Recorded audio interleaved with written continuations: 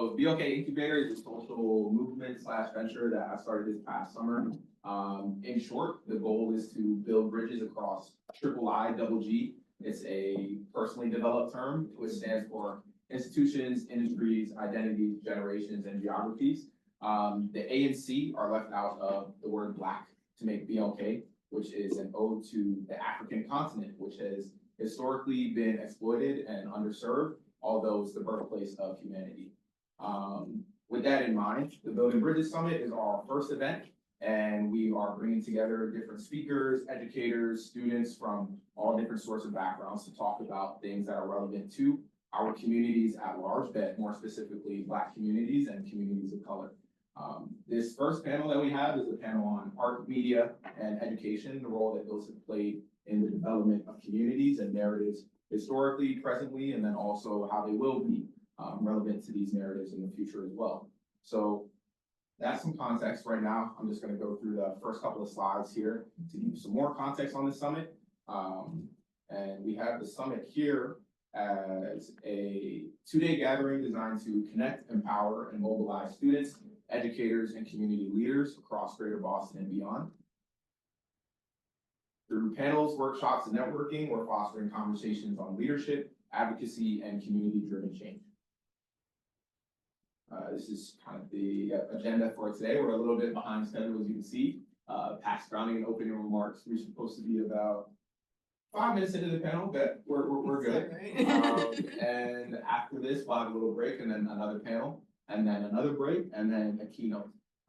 That it'll go into day two. Day two is not too relevant right now. I would encourage you to come to day two tomorrow, though, at Tufts. You'll see some familiar faces again as well. And next is the panel. So again, I said this is art, media, and education, tools for empowerment and innovation. In this conversation, we'll be talking about how art, media, and education shape narratives, culture, and history. Creative mediums have long been powerful tools for reclaiming and reshaping narratives, fueling social movements, and empowering communities. This panel will explore how art, media, and education intersect to challenge dominant narratives, inspire activism, and create lasting impact. On this panel, we have three amazing panelists: Alonso, Nichols, Moulema, Elyse Smith, and the panel is being moderated by Kiersten. For some context, Alonso is a photographer and intermedia artist, currently serving as Chief of Photography at Tufts University Communications and Marketing. His work combines documentary photography and multimedia storytelling to spotlight Black resilience.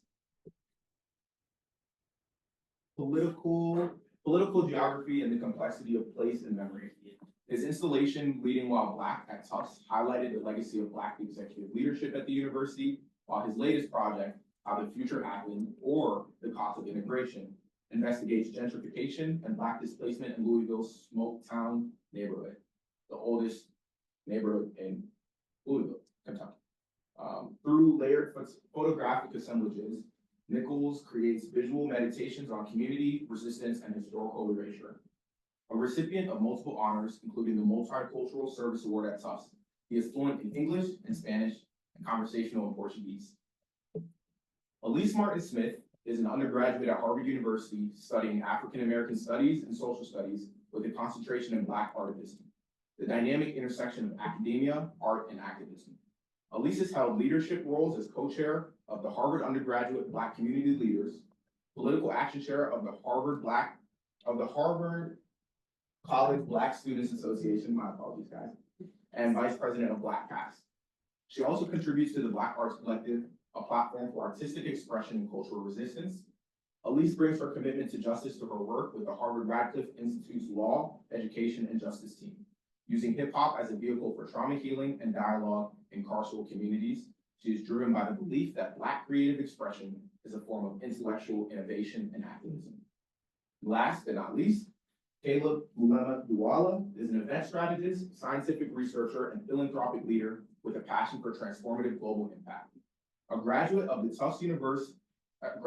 the University of Connecticut with a background in structural biology and biophysics, Caleb is currently a medical student at Harvard, where he studies immunometabolism and neuroimmunology. As executive director of TEDx Harvard Square, he has spent over 6 years curating conversations on innovation, science, and human connection. He is also the founder and CEO of Orion, a philanthropy house supporting emerging ventures in nuclear energy, edtech, and terraforming science. His multifaceted journey reflects his dedication to merging science, culture, and storytelling for long-term systemic impact. Without further ado, our art, media, and education panel. Thank you. Well, thank you, Wansi, for putting this together, bringing such brilliant and talented artists and activists and advocates to the panel. I'm Kiersten. I'll be moderating today. For those who don't know, I'm a senior at Harvard College studying government and passionate about advocacy and servant leadership, and also the intersection of arts and activism. So excited to be facilitating this conversation today. I will start with a quote that Wansi brought forth from Jeanette Winterson that says, most of us spend a lot of time censoring everything that we see and hear. Does it fit with our world picture? And if it doesn't, how can we shut it out? How can we ignore it? How can we challenge it? We are continually threatened in life, it's true. But once you are alone with a book, it is also true with a picture, with music, all those defenses drop and you can enter into a quite different space where you will learn to think differently about yourself. I think this quote is very grounding as we go into this conversation about what is the importance and the role of arts and creative expression and media in shaping narratives and pushing for positive change. So without further ado, I will get started on our first question. Maybe we can start with Alonso and go down the line.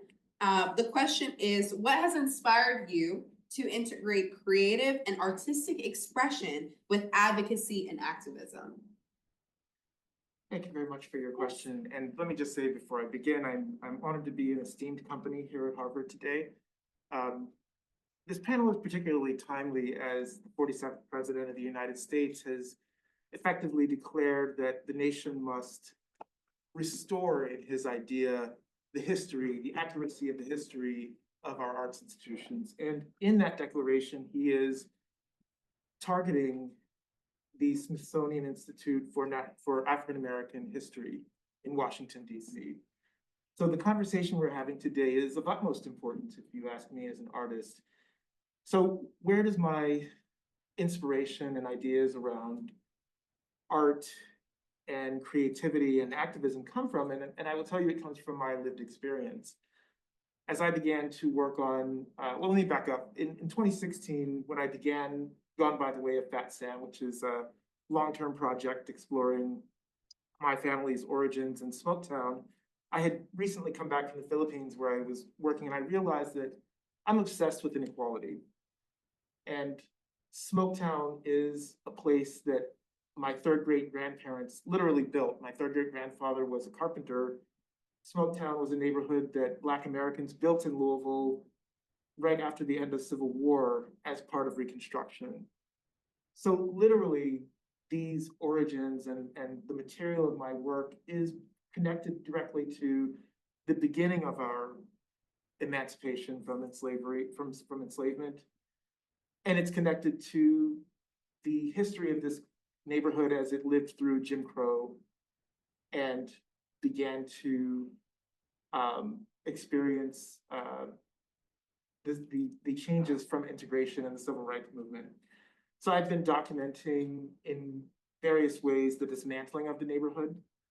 As you can see in the image at the beginning of that video, they are literally tearing down houses and commodifying the bricks that make up the places where we've lived, the material that's built our lives.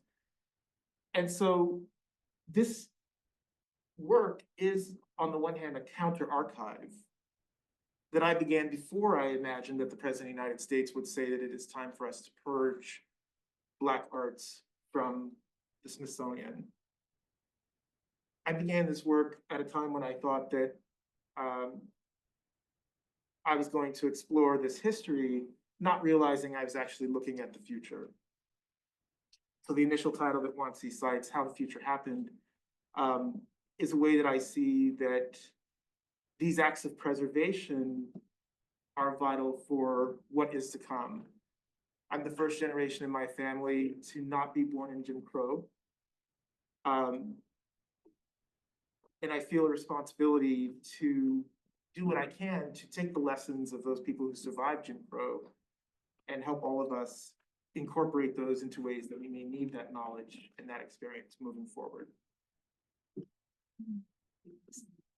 That was beautiful. And I would say, what came to mind is that art is political and art is inherently advocacy. And that comes from not only, Alain Locke and Du Bois, who are the scholarly arguments, pretty much a false dichotomy, with Du Bois saying that art should be propaganda and should be political, and Alain Locke, who also was a gay man as well, and I really think intersectionally when I think about what artistry is and how it relates to identity, and he was positing that it shouldn't have to be political all the time, but they both converge at the idea that it is, and so I think that is something that I've carried also as a burden as an artist myself, who makes music and theater, and so trying to break from that kind of self-censorship of what of political messaging, and allowing what does just art in a vacuum in my own brain look like. But I do think the other thing that this really brought to mind was that it's everywhere. It can transcend walls. I just completed my senior thesis, thank you, Rhythms of Restorative Justice, Hip Hop Philosophy in Carceral Spaces, which was me going into the DC jail and facilitating courses using a hip hop pedagogy. And one of the memories of exiting the DC jail after a pretty powerful class was going down the elevator, which they close every door before they open a new one, which I think is indicative of the system itself. But there were women who were doing laundry, but they were thumping out a rhythm on the wall of the elevator as we went down, and it felt like, even in this container, music is the thing that can permeate these walls, and it's something that can escape and provide moments of freedom. So right now I'm working to found an organization, Freedom Classrooms, to continue that type of work, to merge art and healing together. Yeah, I think my experience with art and media sort of started with TED. My background typically is science, and TED was created around the backdrop of the start of the internet around like 1984. And it was unique in its sort of format in the sense that it was one of the first few gatherings where they released the content of their conferences on the internet. And this was like right before sort of, algorithms became popular, sort of guiding sort of certain kinds of content to certain people. And TED's whole thing, I think, is their mission of what they call infectious generosity and making idea sharing an open source kind of platform is where my love for media really came through. And it shines through sort of like the TEDx initiative that I've been part of for the last 6 years of, what happens when rather than sort of hoarding information and hoarding media, you decide to just share it for free and not just share any ideas, but really good ideas, ideas that affect the people next to you, affect people that you don't see, that you don't talk to. And telling and communicating those ideas through a storytelling medium is something that TED is really known for. And since 2015 and the creation of the TEDx sort of their program, I've been able to sort of witness the evolution of what happens when you're not sort of concealing or withholding access to information to certain groups of people, and you make it accessible to anyone. And what happens when you not only give them access, but you also give them the tools and the resources to learn how to communicate those stories effectively. And that's been my experience with TED, and learning how to curate kinds of, audiences that include people who are affected or working on a problem, the people that are actively building solutions, the people supporting or funding those solutions. And then how do you communicate that so that it reaches as many people as possible? And right now, I think, media is sort of at a turning point where the spread of misinformation and incomplete information is becoming really popular, specifically on platforms like X. where algorithms are taking advantage of, you know, our fear, making us afraid of the other rather than being more inclusive.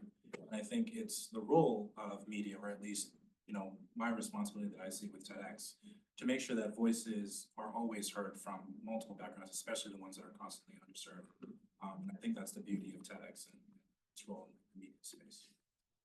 Well, thank you to all three of you. Like, as I'm listening to your distinct experiences, just some of the key themes that are coming out about the importance of media and the importance of art and how it constructs our political reality, and how through you all's work, you are working to, you know, archive the experiences and the legacies of underserved communities and reach out and use music and other forms of art as tools for liberation and combat some of the hostile and toxic ways that our media landscape is dividing us. So kudos to all of you all. I think that it segues well into the next question, particularly Elyse, your point about that false dichotomy.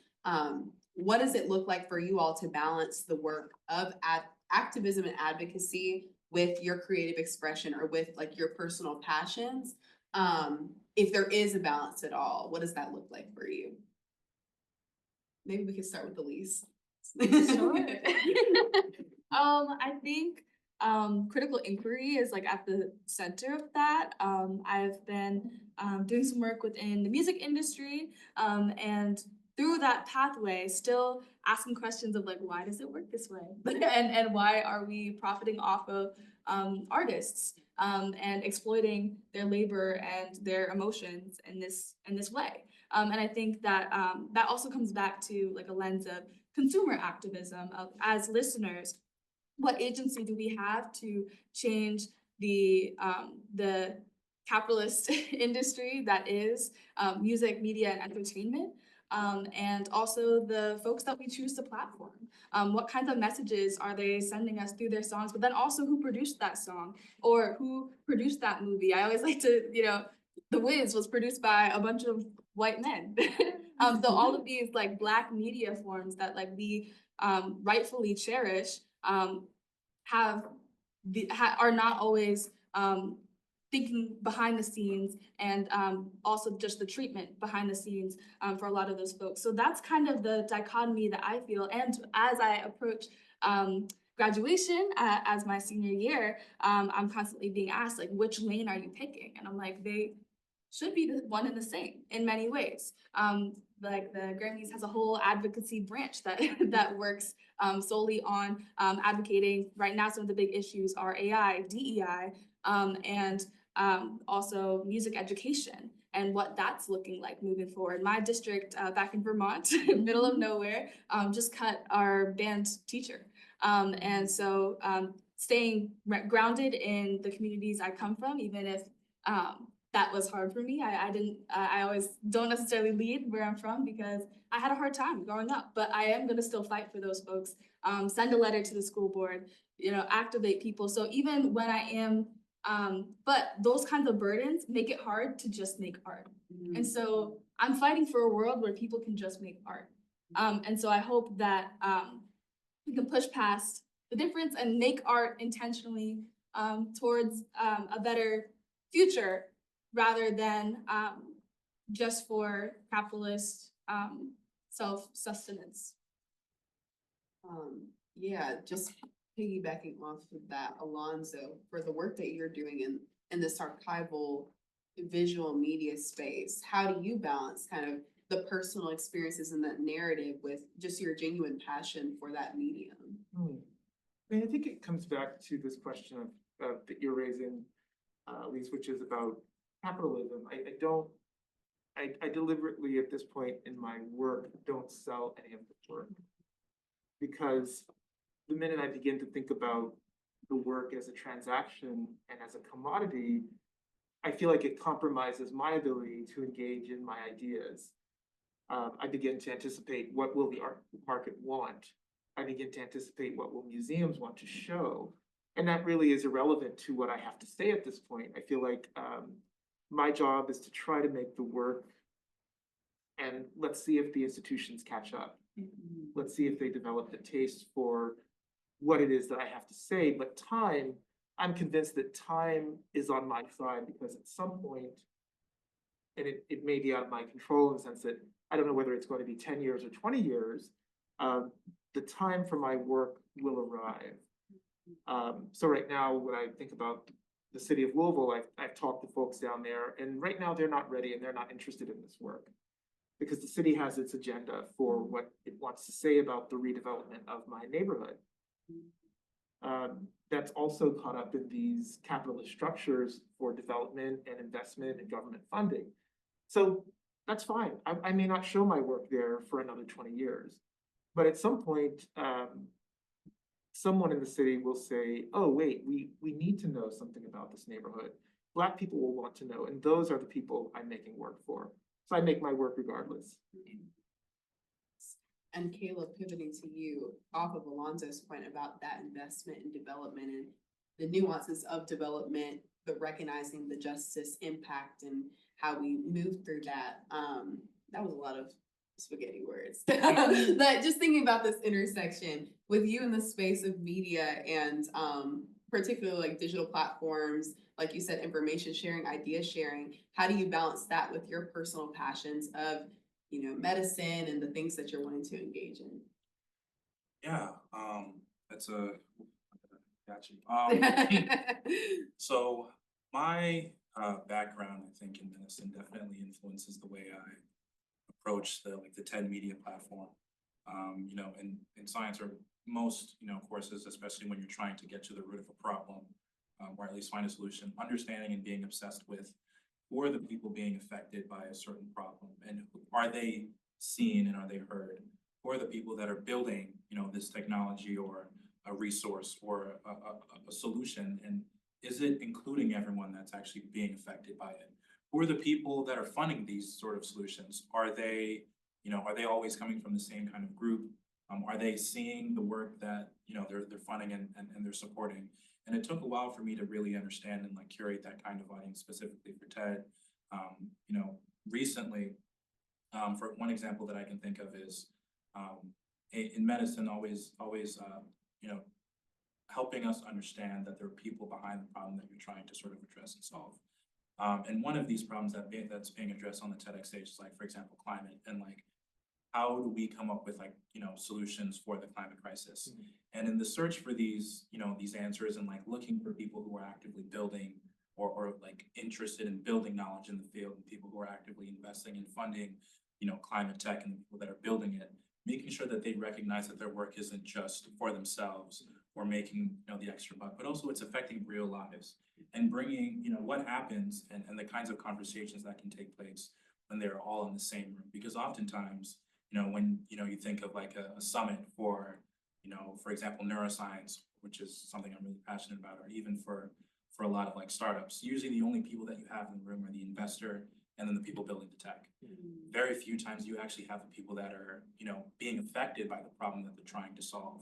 And the kinds of conversations you can curate when you bring them all together, which is why I love TED so much. And the lack of, you know, you mentioned not sort of, you know, not I think you said not making like paying for like your work. One thing I love about TED is, you know, sponsors or any entity can't, you know, use money as means to push an agenda or force you to sort of talk about certain topics.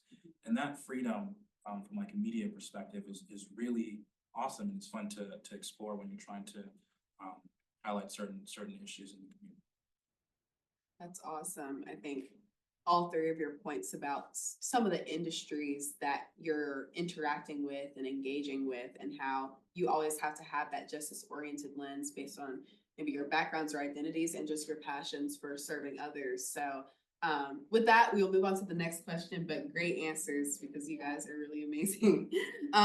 Third question is, what is the role of storytelling in shaping how communities view themselves and how the world views them? Caleb, we can start with you because you talked a bit about that in your previous. Yeah, I think, you know, if you go back all the way in time, I think the way that human history is usually always shared is through stories.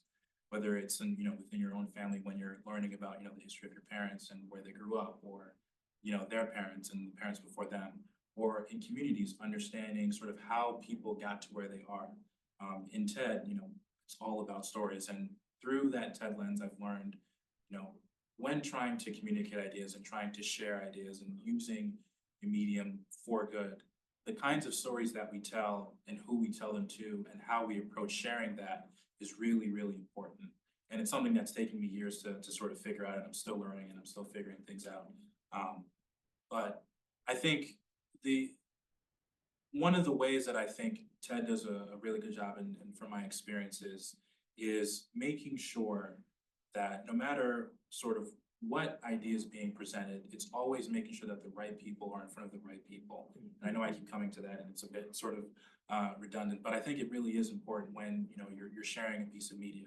If I, as a scientist, am advocating for making sure that healthcare is accessible to Black and Brown communities, and I'm only going to certain spaces, the corporate spaces, am I making sure that Black and Brown people are in those spaces? And am I communicating? And if not, am I communicating, the story of why this is important to those people in a way that reflects that this is bigger than me and it reflects the people behind me? And I think, stories are the best way to share any idea. When your favorite shows, when you're watching sports, your favorite rivalry, it's all about story, it's all about history. And I think that's one of the biggest lessons I've been able to take away from my TED experience. And I think it's, storytelling is probably the most powerful way to communicate.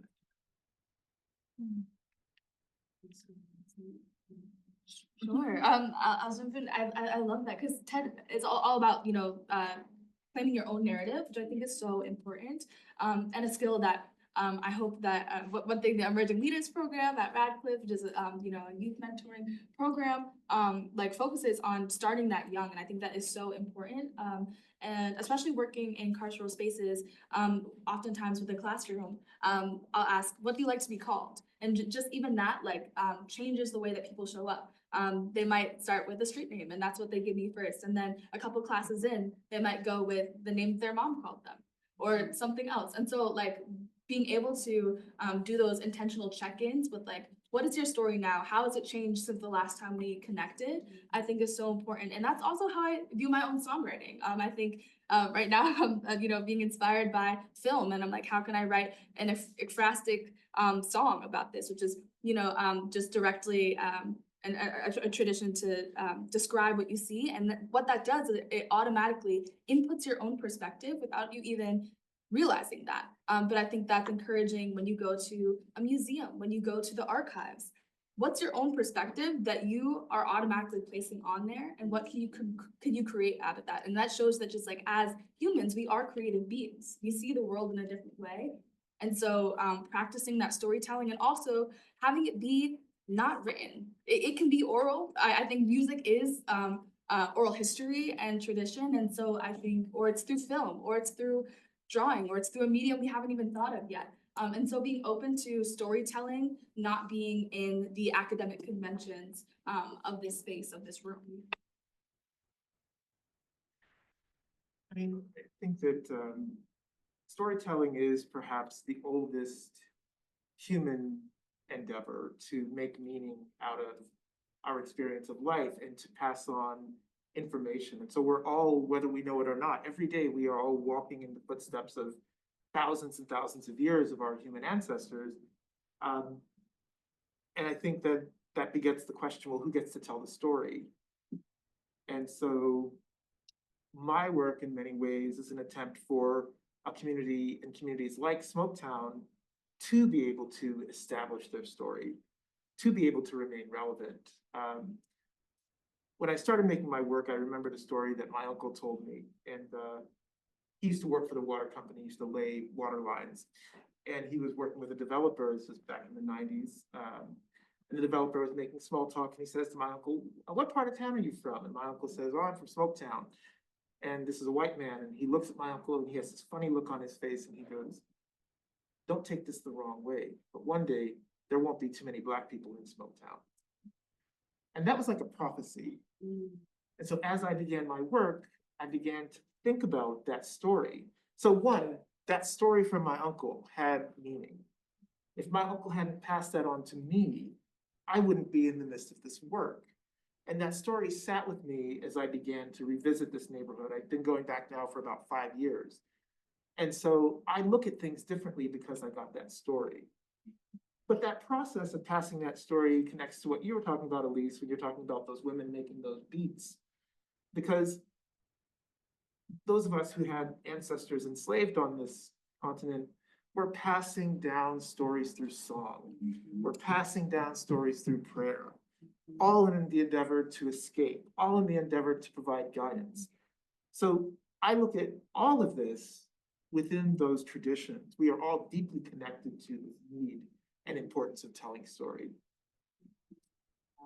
Those are all just so many phenomenal nuggets from the three of you, thinking about who's telling the story and, like you said, this rich history, particularly in the African American community, but throughout the diaspora, of reclaiming our narratives and keeping the traditions, keeping the stories going. Because as we've seen in this time, if we don't preserve our stories, who's going to? Certainly not the people in power. So it's so important that you guys are doing the work that you're doing, opening doors for folks to share their narratives and offering people the space to reclaim their identity, even in that confined space of incarceration, and reckoning with the harm of gentrification and urban renewal and allowing your community to tell their stories. It's really inspiring.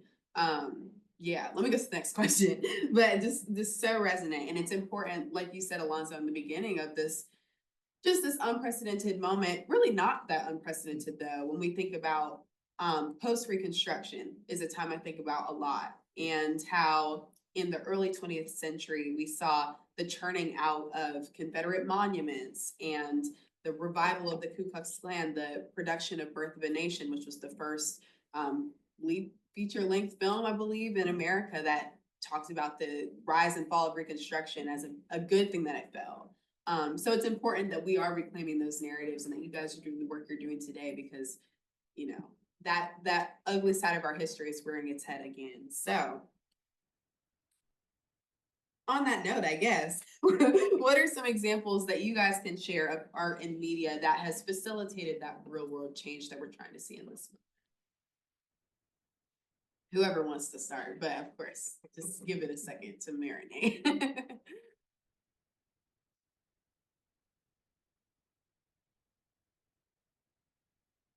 Was a piece of media that sort of got us into this. Yeah. Something that's resonated with me.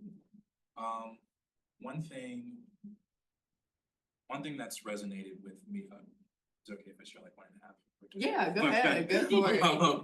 I think one is, so I attended Tech Global recently, and TED is currently undergoing sort of like a reconstruction phase where they, the TED came out, like I mentioned earlier, in sort of like when the internet was sort of coming out, and sharing sort of content about like conferences and ideas was like really new, and that's sort of how they sort of created their own sort of pocket corner in their space.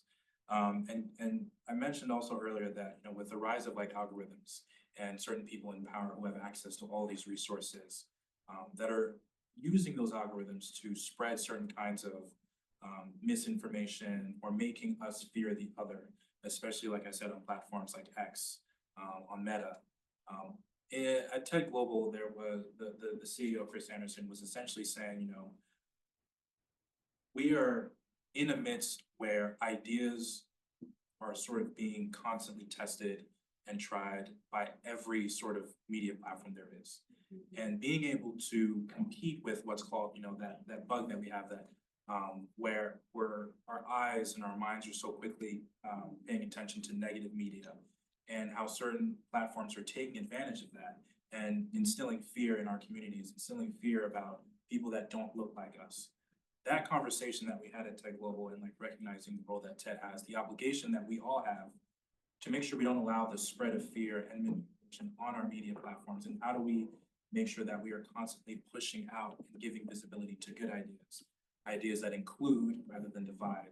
That moment for me was like really important, and it reminded me of why I became involved in TED in the first place. And it's not perfect; it's like an evolving sort of platform. But that was like one way that sort of really, realign me in terms of that purpose. And the other was, again, cliche, was watching a talk by Elyse, who is a Palestinian. And she gave a talk, I believe, 6 years ago on the power of revolutionary thought and what it means to embrace ideas that are not our own. And it's important that duplicity, when telling stories, that is coming from more than just one source, right, is really important.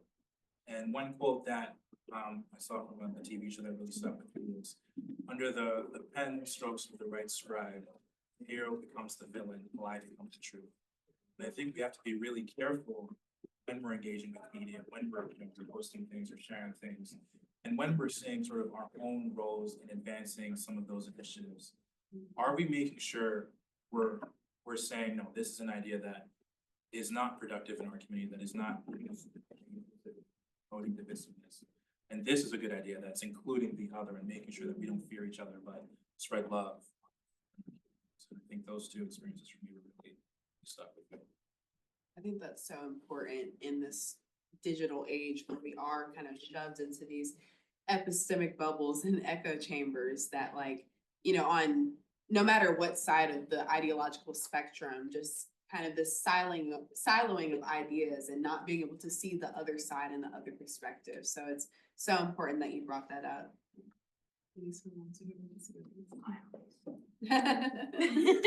I'll jump in there because that reminded me of Yvette Noel-Schur, who is the publicist for Beyonce. Has started to be in the call with her recently, and she said, if you always speak the truth, you'll never have to remember a lie. And I was like, there's so much wisdom, and she was always talking about her history from Grenada, again, the importance of storytelling and family history in that. But that's how I also think about the people that inspire me in the media that I'm inspired by. Is like, what is truth telling? And where can I find the people who are telling the truth? And so I try to stray away from also idolizing individuals, because I don't want that to be done to me. I want you to point out my mistakes. I want us to sit in restorative circle and talk about our mistakes and how we can grow together. And I think about that in my artistry too, when I say, oh, I really like this bass line from this one person, but I like this from another person. Then I create a collage of all of my inspirations. Some of those would be Janelle Monáe and their outspoken queerness and Afrofuturism. I always love Stevie Wonder, Marvin Gaye, like some of these older influences of soul and communal singing. Because that's another thing that I want to bring up here with this is media can also get us away from being in presence with each other. And think about having a thriving artist career. You could stream music on SoundCloud for free. You can stream it on Apple Music, where the artist is paying to have their music out there, but you have, as a consumer, have no responsibility to that artist to support their career or to make that sustainable, which is why a lot of artists may change their voice and not feel like they can just speak the truth because that won't get the streams. And so being caught up in that cycle and not, and that's why I wanted to bring awareness to it of supporting things with your dollars. I say that to DCL, like when you're buying food for an event, are you buying from Black-owned vendor? Are you buying from a local space? And so trying to be thoughtful in, again, who we're pulling our inspiration from in every aspect of what we do gets us one step closer towards arts as advocacy and the kind of media that really changes people. And you asked a question about artwork and inspiration. I have 1,000 that I would share, but let me start close to home. So when Kiersten Weems sees the Zelie and Agassiz daguerreotypes in the Harvard collection, and she appropriates them and makes them her own, she takes them back for all of us. So that family is still trying to secure rights to their ancestors' likenesses that they could not consent to give. And yet Kiersten Weems says, well, I can't give you that likeness, but what I can do is I can take this back for all of us. And so whenever I see that work, it reminds me, and it's somewhat of what you were saying, Caleb, about the power of the storyteller. So Carrie Mae Weems becomes the storyteller for all of us. Another person who I would share is Lorraine O'Grady. When Lorraine O'Grady creates her Art Is piece at the parade in Harlem, you know, she takes these empty frames out onto the street and we all become art, right? This is not about the institution. This is about, you know, we all become the art. All of us are art. So those ideas for me are very resonant and powerful. When Dawood Bey begins his series to reimagine the Underground Railroad, Night Coming Tenderly Black, it's another example of the way that art can reconnect us to ideas about the past. Again, I could go on forever. But I think what I would like to say fundamentally is that there are enough Black artists. Like we don't have to look far outside of Black art to really think about the power of art, because we are art. We have made enough art. Wow, I mean, so much there. I think integrating some of the things that you guys have said and even thinking about some of my own inspirations in advocacy is the importance of like who's telling that narrative and reclaiming it. I formerly served as political action chair for the Generational African American Students Association. And when I came into the role, they were working with Tammy Lanier on her lawsuit against Harvard. For those who aren't aware, Harvard Art Museums has the photos, daguerreotypes of enslaved people from South Carolina, photos that were taken of their like unclothed bodies without their consent, and now are profiting off of them. Elyse and I got to see them in our class like a year ago. But it's this weird thing of like, yes, we get to see it, but it shouldn't even be here. So through GASA, the organization, we were able to continue working with them on advocacy. And from there, GASA also started a campaign to dename one of the houses on our campus that's named after a slave owner, one of the many buildings here named after slave owners, which Elyse is also a co-lead on that as well. But it's so important to all of your points about, dang, okay, now there's like so much in my head. But just about, again, reclaiming these narratives and like, you know, who's telling the story and the importance of culture and arts and media as a battleground, because it is a battleground, because the other side sees it as a battleground, and that's what we're dealing with right now. Honestly, I feel like sometimes we can have people in our community that will reduce the importance of culture and media as modes to facilitate change. So I'm so happy, Wansi, that you opened with this panel, because again, the other side knows that all of these battlegrounds are important. Otherwise, they wouldn't be renaming Fort Bragg to Fort Bragg, or renaming the Gulf of Mexico to the Gulf of America, and whatever else they're, I'm sure, doing on monuments and statues and art and signage, and even thinking about the Kennedy Center, which Elyse and I would go there when we were spending our summers in DC, and now I don't even want to go. So it's so important that, you know, you guys are holding all of these experiences and all of these inspirations with you, whether it is the media space or the explicit visual and performing art spaces. So important. Yes, go ahead. Whoever wants to jump in. Sorry, I was gonna say was the daguerreotypes are currently held by the Peabody Museum, which also thinking about HUNAP, which is the Native American program, thinking about the human remains that they also hold in the Peabody Museum, and how you know, even using this like side language, there are many people on our team, and I mean I'm multiracial too, and like they're trying to think about like who are the allies that we have, because there are many, and that also inspires art in ways that we haven't even thought of before, and there are certain things that the Harvard space will not say, but an artist can. And so what is an opportunity that where you feel like you are tongue-tied, how can you use that as an opportunity to bring someone up to say that message? Yes, and can I just build on that? Because what you just said, an artist can say what institutions and other folks can't. And I think in this particular time, that is the bottom line. Literally. Art is the space where we will find a way to be able to say those things. Absolutely. You mentioned earlier about like the other side being afraid of, you know, the stories that we're telling. And I think one thing that we haven't touched on too much is the stories that they don't want us to tell and how much hundreds of millions of dollars certain people are Yes. spending Mhm. to push certain stories and keep other ones quiet. Yes, wow. Yeah, I mean, I even think about to the media side of like, kind of what is the strategy going forward, recognizing how some of the most hostile, divisive, and dangerous ideas have permeated the media landscape through platforms like, what's it, oh dang, I can't even remember any of those streaming platforms. Social, but even thinking about, dang, what are the podcast platforms? Twitch, and the other ones, yeah. But Instagram, whatever, TikTok. But it's so important too, to your point, recognizing the money and the resources that are going behind quelling the narratives that often get overlooked.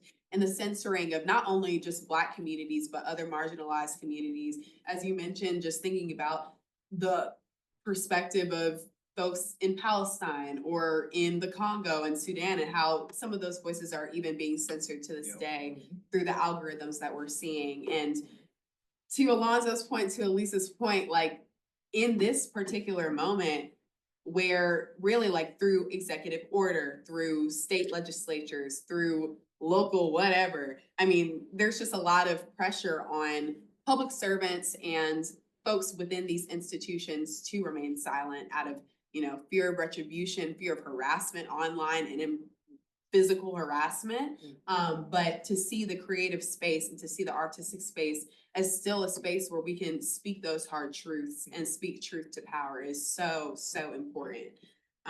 Anyone want to jump in? What can I just say? Yes. You can defund arts institutions.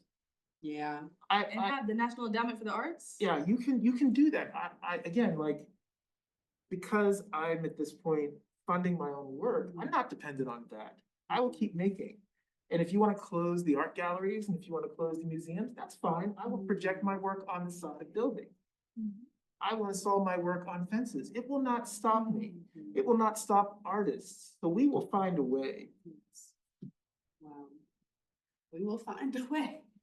Oh my goodness. Oh dang, that was really the question. Maybe we can, if there's any more to speak on this, I'll ask this question. I know we've talked about it a lot though. In this current political moment, why is it important to use the arts and creative expression and storytelling as vehicles to pursue positive change? And how can we support the integration of arts and empowerment in our communities and institutions? If there's any more to add there. Well, since we mentioned the side of the building, that made me think of like the bricklayers' lazy fingerprints, which I think of as the trades and the history that people are sheltered from right now. And so I think like again, knowing your narrative is knowing your history, and being empowered to engage in that history. As someone who does not know my family history, that's been something that's been difficult for me.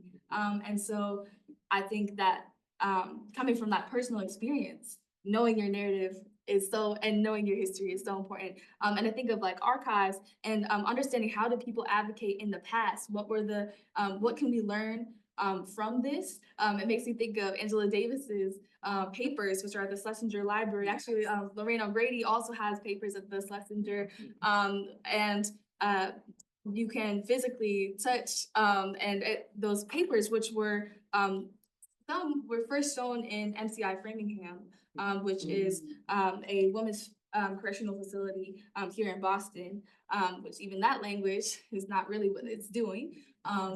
Personal adjustment complex is a whole thing, but another way that people are kept from knowing their history and telling their history. But when we think of like the future, I think having this awareness and with the past, like having intergenerational conversations. One of the things that I loved about the carceral classrooms was the fact that there were people of all ages at the same time. And I'm like, when do we do that? When do you go to a space with people that are completely different than you in any facet of your identity? And so I think that's the next step that we need to be doing in a safe manner, one that protects your own peace, but also that projects peace. And sending an invitation is the first way to do that. Wow. thinking about that, I remember what Alonso mentioned earlier about just, like stories being experiences, especially ones from your loved ones and people that look like you. And that reminds, in this political climate, for example, the other day, a mentee of mine who is pre-med, was looking for like summer research programs to apply. And as we all know, the current administration is slashing budgets for science funding, especially a lot of summer programs that are looking to empower Black and brown folks in those spaces. And, going after DEI and misrepresenting what these programs are meant for. I myself benefited greatly from one of these programs, run at Harvard, where, Black and brown folks, scientists, doctors, people that I didn't see too often in spaces that I want to be in, created this community where they saw us, they saw our stories and said, these are people that we want to help. And seeing sort of that be completely wiped off, where you can find little to no research programs now available. And like recognizing that these could have been stories that we could have helped create for other up and coming Black and brown students is really painful. So I think telling that story and like bringing it to light and making, our leaders aware that, this is the reality that you are taking away from so many people who are trying to make a difference in their communities. Not only do we rarely see people like us in, spaces like medicine and research, but now we're not even going to give other people the chance to fill those gaps for us. And that's really hurtful. Well, I think everything that you guys have said is so resonant. Alonso, did you want to add anything? Just a little bit. I think the thing that comes to my mind when I contemplate that question is, we go back to the National Museum of African American History. So much of what is in that museum came from people's homes. So when they were trying to curate that, people came out with their family archives of things that they had been collecting since their families had lived through Jim Crow, since their families' time in enslavement, from all around the country and the diaspora. And so I think at the end of the day, we are also looking at this way in which we as families, communities are our own archivists, and we will continue to create our own archives.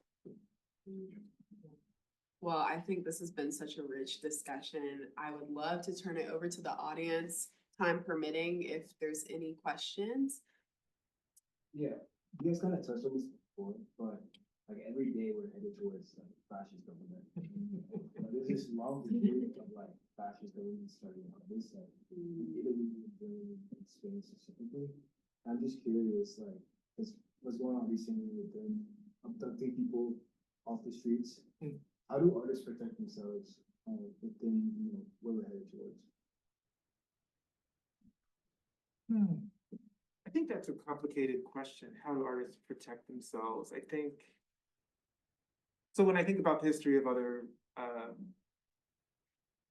authoritarian dictatorship governments, I think that what we see is that initially artists are able to operate, and then as the regime becomes more restrictive, people do begin to hide their identity. People do begin to work in pseudonyms. People do begin to work. I think that one of the things that occurs to me is, we have to use all of the tools available to us. So I think being able to use things like projection, temporary installations, to work collectively, I think those are strategies that artists will begin to deploy. But, I think like if we look back to the history of the 1990s and early aughts, there was a whole era, and maybe even before that, maybe we'll also include the 80s, there's a whole era of socially engaged art in which artists were putting things on light posts. People were using everyday life because they couldn't get work into the institutions. And so I think like there's a way in which artists will return to the world, but I think that will actually make art more relevant. Because you don't have to go into a museum to see work that's installed on a street post. And so that's where the meaning will be made, and that's where our lives happen.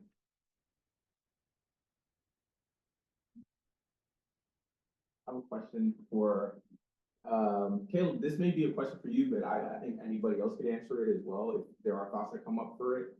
But like algorithms and like the direction that algorithms are going to go on the media side and social media, because I think there are stories that these corporations and the people that are against the advancement of our communities will continue to fund and will continue to push just their general creation, but then they also have the algorithms that they can set up to continue feeding.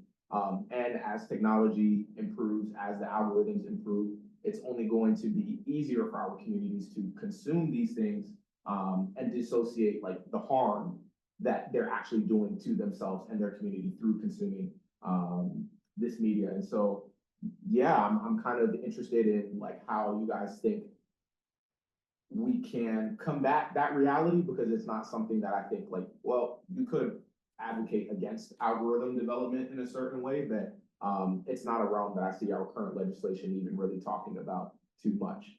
But yeah. Wow, good question.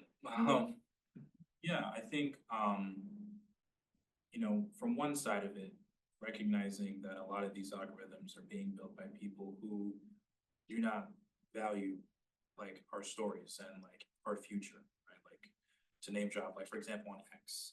If I open X, formerly Twitter right now, most of the content that I see is usually either Elon Musk tweeting some nonsense or some false, untrue narrative being pushed out there or praising ideas that are not really advancing our community. I think one thing that comes to mind is just being really intentional and careful with the kinds of media that you interact with. And that's really hard with algorithms. Another way, which I think Alfonso might be able to touch on this more, is create your own, you know, art, create your own content that you want to see reflected, that you want to engage with, that you want others to see, ideas that are, you know, that align with the values that you're seeing. You know, when I look at the current landscape in terms of the ideas being pushed, you know, fear of the other, lack of diversity, climate change is a hoax, not creating equal opportunities for marginalized communities. In our, you know, I'd like to sort of take the complete opposite perspective when like curating for TEDx. Like for example, you're one of our coaches, and you know we have speakers on our stage that are going to be talking about how do we improve opportunities for Black and Brown folks with Gustavo, who Latinx member, and how do we make sure that healthcare is accessible for people in rural served communities. I think you have some agency and recognizing your own ability to impact change, I think is the first step, and utilizing the resources around you.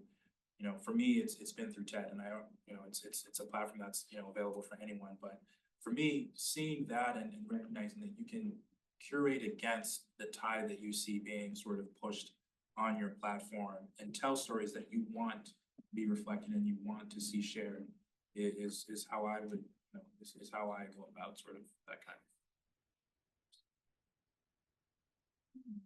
of. Just to add to that quickly, when you're consuming, that is very a very accurate word, because when you're consuming a bunch of bad content that has impact on your mind, body, and soul. Same thing if you're consuming brown water in Flint, Michigan, it's going to have a bad impact on your mind, body, and soul. And so trying to hone in on craft, creativity, and that's why I mentioned these crafts people.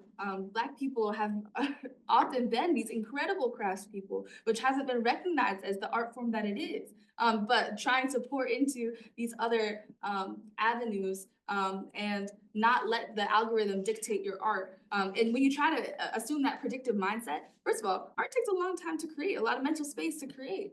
And so by the time you're putting out your content, there's going to be 10 new things. But we see a lot of people trying to follow these trends and having these kind of like fleeting moments, because as an artist right now, and this is what frustrates me as a musician, you're expected to put out 10, 15-second clips of your artwork. There's no way that 15 seconds is ever going to encapsulate the song or the emotion that you were trying to experience in that moment. But artists are tasked with being their own, especially independent artists, their own marketer, their own financier, their own business entity on top of being an artist, which is a burden that has not always been on people. And there's all of these different inspirations that they can pull from that it's hard to hone in on finding your own sound. So that's why I'm putting an emphasis on crafts here. This is also for myself to put an emphasis on really doing the work of, in that narrative, who do I want to be next? And that's And that's where I'll end off here.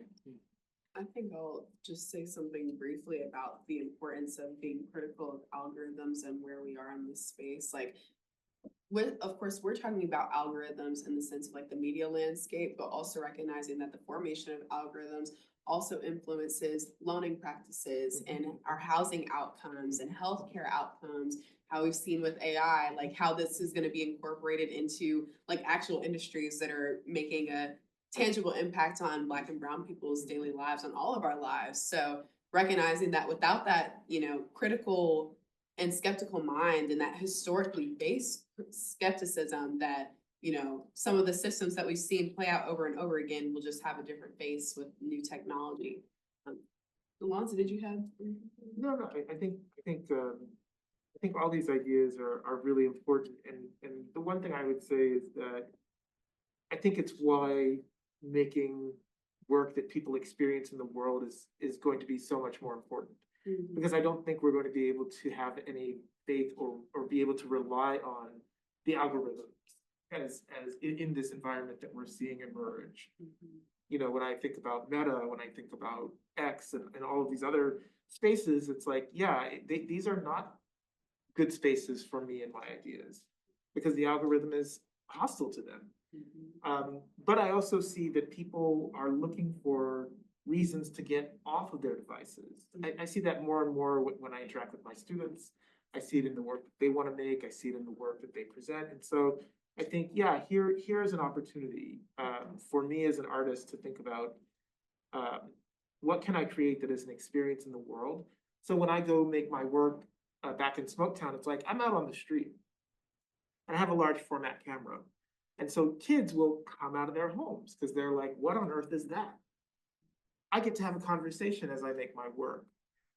I project things onto the side of a building, people come out of their homes. What's going on? I get to have a conversation. And so that's my ability to combat the algorithm, is to command some attention and get people away from the algorithm. You kind of got into my question. My question was, what's the best way to bridge the gap between artists in our community? We talk about the algorithm, how it doesn't really promote positive things. And my mind is strictly through the Black lens. I do a lot of mentorship with kids, and like what they talk about is stuff on the algorithm, very like toxic masculinity or like a lot of very toxic things that is promoted in general, but it really affects the mindset of our kids. So I was like, how can we bridge that gap to show the Black art that will show more positive, a better way of thinking? Like you said, being actually being the community, kind of did into that. So what's the best way, or are there other ways outside of that to bridge that gap to give them new ideas of how to think? I think one of the things that I think about is like making art is like writing or talking. It is literally, it is its own thinking. It is its own making meaning. And so I think like one of the best things I can imagine is, yeah, we need to get kids to make artwork. And that is its own bridge. And it becomes a way. I always, I grew up, my family's from the Chesapeake, and I always say, if you are sitting in front of a table full of crab picking crab, you can't be on your devices. And you have to be present with the people around you. And I think making art is the same way. It's like, if we're all here making art together, we are going to be in our own conversation that we can steer, not distracted and not down the well. So make art, yeah. I know there's a daunting task when we feel like funding is being obliterated across the board for education, for arts. But I think there's a difference between resources and resourcefulness, and trying to lean on, how can the cans be something that we turn into a drum set? And like, so trying to be like really expansive with creativity, because that comes to creative solutions. Then when you sit in the boardroom, you're able to think outside of the box that they put you in. So I think that creativity helps us all, no matter how you express it.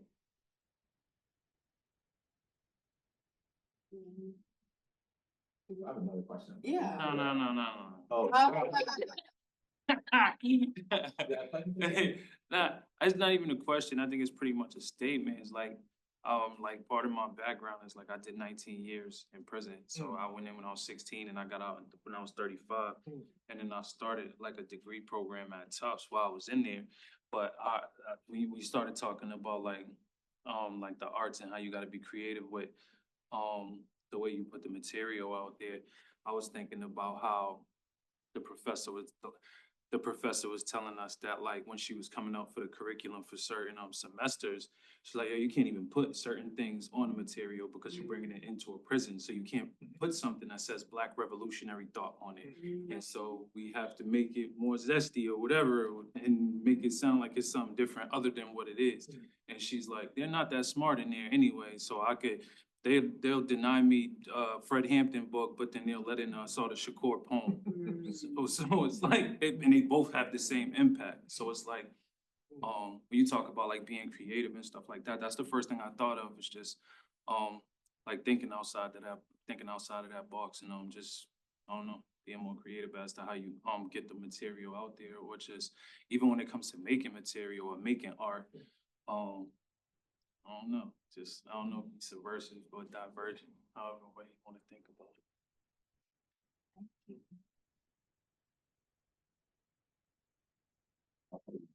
I do have a question. We're just chatting up here. Discussion. Yeah. Okay, I'll tell you where I want to take it. Okay, so like you said, someone here said today about like seeing the other side. My question is why? For certain conversation, I feel like certain standpoints where like, yes, I can see point of view, see where it came from. Especially with this administration, where they're very clear where they stand. I'm at the point for certain things, let's say, for example, just having simple rights, like there's an executive order every day, so that, oh, to bring it down a peg. Why, if I, as a leader, do I think about it as like, they are where they are, I'm gonna organize, work with people I wanna work with, to try to get our rights back. Do I really need to have a conversation to see their point of view? Because I feel like it's a waste of time in my part. So like, why, again, I'm not saying that's what you meant to say, but like, if that was, do you think every certain opinion deserves a, let me hear why you think the way you think? Go ahead. Oh, yeah. I'll say this as a like advocate and like organizer. I think that I'm also not like a people like change your mind person. I just don't have the energy for that. But what I think I've seen and what I think is important to recognize is that at some point you're going to come up against those other side opinions and their thoughts. It really is just about like, what space do you as an individual want to be in? Like, what capacity do you have to like really educate? Because there's some people I feel like that have the energy and the passion to like actually change people's minds and ideas. That's not my ministry. But I do think that even if you are not trying to like change a groundswell of like public opinion, if you're trying to work within institutions or like make change in institutions, there's going to be certain power players that you're going to have to either negotiate with and come with some sort of force or like bargaining strategy, or like genuinely have to reason with them eye to eye. And I don't really know in my 21 years of like what's the best strategy, but I do think that like me personally, I found it helpful to be in community with people that are willing to like reach across the aisle and like talk to someone, even if that's not my ministry. But I do think the reality is it is important. It's just not fair that we have to keep being the ones to reach out and like doing the mindset changing. Because I think about just like the state of this country and the fact that so many people who are also struggling with their own issues and their own life experiences at the brunt of the systems that we also experience that have completely different ideologies and mindsets about who's to blame. So in that, there's an opportunity. And I think like even using, whether it's education and like political advocacy as a medium or the arts as these change makers up here are doing, that like, we're all struggling, you know, to certain degrees. Like, I think there is value in kind of that idea of the rainbow coalition. But it's a give and take. What are you guys' thoughts?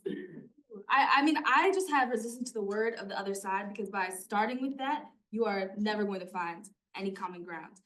But if you do, I mean, just coming from like a restorative justice mindset of, and also a theatrical mindset of like, people love playing parts that are very different than themselves because that forces them to embody a different mode of empathy. And so that's when you do have the moments where you say, I do have this little bit of capacity, try listening to a story that is completely different than yours, talking to someone that's completely different than you, or reading a monologue. You can find them online, some of a different time period, a different whatever. And that just is, again, like increasing just an eye of empathy, because even if, because that's the only way that people are going to humanize us. If we don't humanize them, there's going to be no sense of humanity at all. So it's not always your lift to do, but when you do have that moment where you can do it, do it. I think also the importance of like kind of taking that extra step, even when, again, like it should not be our job to be the ones that have to reach across to folks that have different experiences than us. But I often think about my positionality as a African-American descendant of slaves, who's also a Black woman, who's also now about to be Ivy League educated, that like, as much as I am frustrated at maybe the people that voted to see what we're doing now, if I don't check my own blind spots and recognize the ways that I do have to build bridges, which is what this summit is about, then, when we get in power, like, who are we leaving behind by not reaching across to other perspectives, or like what dispossessed subgroups within our community or in other communities will be left behind. It's just empathy, like to your point, like if we don't have empathy, what are we doing this for? Because like, is it just to build a better world for like the people in this room, or is it to build a better world for everybody? And it can still be tactical. It can inform your approach. It's hard though. I think something that occurs to me is, it's like, how important is it to engage people who are oppositional? So it may not be that there's another side, but there may be people who are oppositional, and how important are they to you creating something good? Because I think like music, it's like if there's a song that's catchy, everybody's gonna tap their foot, right? So if I can create something good, that has to be the bridge, but that person who is oppositional may not be the person I need to reach initially, may not be all that important to how I get to make what I need to make. And that's always my question, is like, how important is this person? At what point do I need to turn my attention to them? And who can I reach if I'm not directing my energy to them? Who can I reach and what can I do?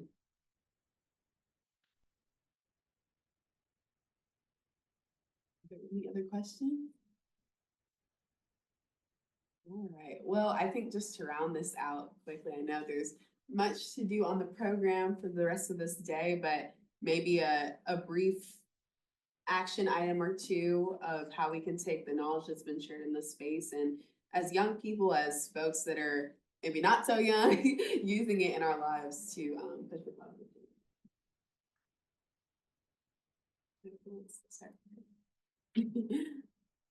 I'm just gonna say, study Jim Crow.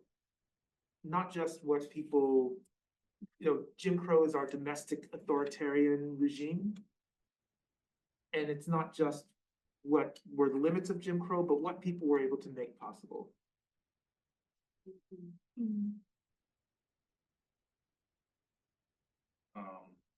I think I'll share the approach I usually take when curating for a specific problem and looking for solutions.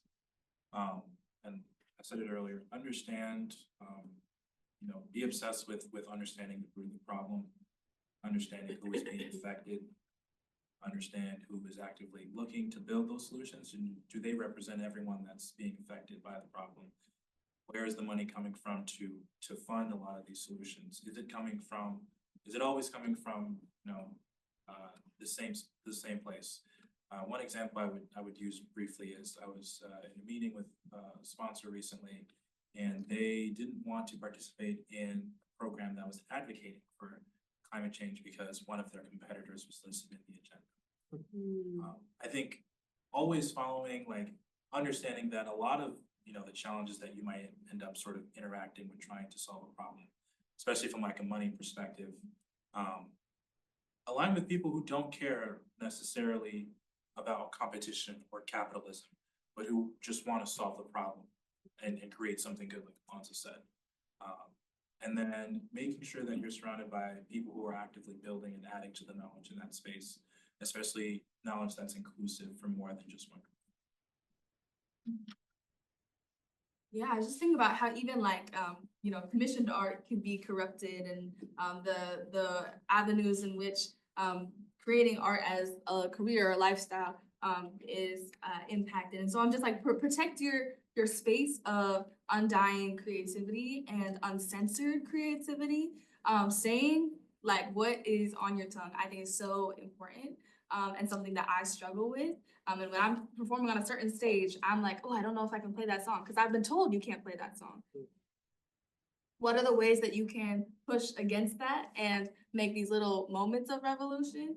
Revolution happens at the very minute level, and so I think that also, again, comes back to your community, who you surround yourself with. And sometimes I found myself very lonely. And so that's why I go to the archives. That's why I turn on a TV show. That's why I listen to music, because those are my community too. So thinking about what you're listening to, what you are consuming with every orifice of your body, and trying to make that pushing you towards the next version of you. Well, I think with that, let's give our panelists a huge round of applause. We said it several times throughout this discussion, but we are in a very contentious moment. But where there is a lot of strife and chaos, there is joy cometh in the morning. So you guys are part of that joy, and very grateful to be in community with you today. And thank you to Wansi. Thank you, guys.